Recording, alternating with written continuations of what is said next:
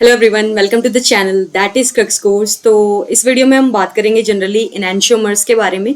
इससे पहले मैंने एक शॉर्ट वीडियो बनाई है जिसमें इनैंशियोमर का एक क्विक लाइक रिव्यू या कह लो ट्रिक मैंने तुम्हें बताई थी कि कैसे तुम इनैंशियोमर्स को पहचान सकते हो और क्या वो होते हैं। इस वीडियो में जो कि अराउंड 4-5 मिनट की जाएगी ये वीडियो, इसमें हम बात करेंगे इनैंशियोमर के सारे पॉसिबल चीज़ें जो उसके बारे में तुम्हें पता होनी चाहिए। ठीक है, तो सबसे पहले बात करते हैं यहाँ पे इनैंशियोमर्स। इस नाम को सुन के तुम्हें पता चल रहा है कि यहाँ पे एस लगा है पीछे, तो इसका मतलब एक से ज्यादा होने वाले, यानी ये पेयर्स में प्रेजेंट होते हैं। ठीक है, इसलिए मैंने यहाँ पे इस तरह पेयर करके बनाया है। तो पेयर्स में प्रेजेंट होते हैं, ये एक दूसरे की मिरर इमेजेस होते हैं। ठीक है, जैसे हम खुद को देख रहे होते हैं मिरर में, वैसे ही मिरर इमेजेस होते हैं, लेकिन ये non super imposable mirror images होते हैं। नॉन सुपर इम्पोजिबल मतलब कि जब हम उन्हें एक दूसरे के ऊपर सटा के रखेंगे तो वो एक दूसरे के ऊपर सही तरीके से एक दूसरे को कवर नहीं करेंगी। जैसे हम अपने हाथ का एग्जांपल लेते हैं यहाँ पे, अगर मैं इन दोनों की बात करूँ, ये दोनों एक दूसरे की मिरर इमेजेस हैं, लेकिन अगर मैं इसको इसके ऊपर लेके जाऊं तो ये अंगूठे एक दूसरे के ऊपर सट नहीं रहे हैं। ठीक है, यानी ये एक दूसरे की non super imposable mirror images हैं। ठीक है, मेन कॉन्सेप्ट तो यही है। अगर तुम्हें ये क्लियर हो गया है तो इनैंशियोमर्स तुम्हें इसका मतलब समझ में आ ही जाएगा। इसके बाद हम आगे चलते हैं, यहाँ पे एक एग्जाम्पल ले लेते हैं। ग्लिसरल डिहाइड यहाँ पे एक एग्जाम्पल है।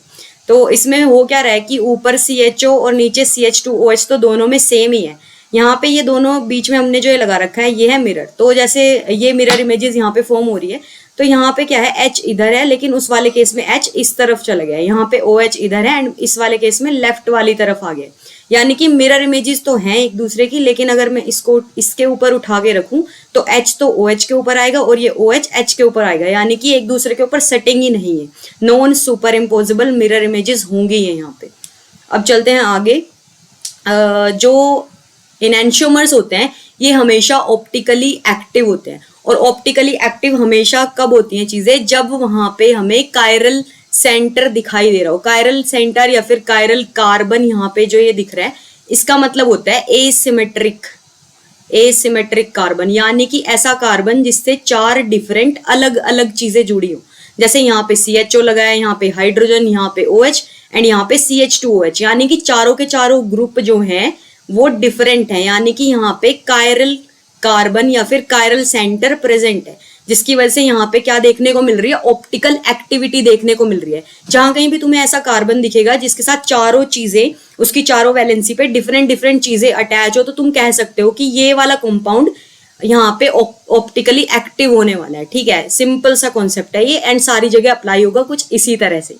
इसके बाद बात आते हैं यहाँ पे कि ये ऑप्टिकली एक्टिव तो होते हैं, यहाँ पे ऑप्टिकल रोटेशन इक्वल होता है एंड अपोजिट होता है। यानी कि एक अगर 2 इनैंशियोमर का यहाँ पे पेयर है तो फर्स्ट वाला डेक्स्ट्रो रोटेटरी हो जाएगा, जिसको हम डी फॉर्म भी बोल सकते हैं, एंड सेकंड वाला हो जाएगा लीवो रोटेटरी, जिसको हम एल फॉर्म भी बोल सकते हैं। अब ये डेक्स्ट्रो एंड लीवो क्या होते हैं ये तुम्हें मैं थोड़ा सा समराइज कर देती हूँ ताकि तुमको इजिली क्लियर हो जाए। तो डेक्स्ट्रो वाले इसमें तुम सिंपल लेके चलो एल वाले को, L for laevo and L for left. ठीक है, तो लीवो रोटेटरी के केस में क्या होगा कि जो प्लेन पोलराइज लाइट को एंटी क्लॉकवाइज यानी लेफ्ट की तरफ घुमा देगा, उसको हम क्या बोलेंगे, लीवो रोटेटरी या फिर L form. And D form क्या हो जाएगी, उल्टी हो जाएगी, यानी कि जो प्लेन पोलराइज लाइट को रोटेट करेगा किधर, क्लॉकवाइज यानी राइट साइड, तो ये क्या हो जाएगी, डी फॉर्म हो जाएगी। तो इस तरह से यहाँ पे हमारा इनैंशियोमर्स के बारे में तुम्हें इतना ही जानने की जरूरत है एंड यही सब चीजें आती हैं। अगर तुम्हें कोई भी डाउट हो तुम कमेंट कर सकते हो। थैंक यू, मिलते हैं एक नए टॉपिक के साथ नेक्स्ट वीडियो में, and you can subscribe to show your love towards the channel. Thank you.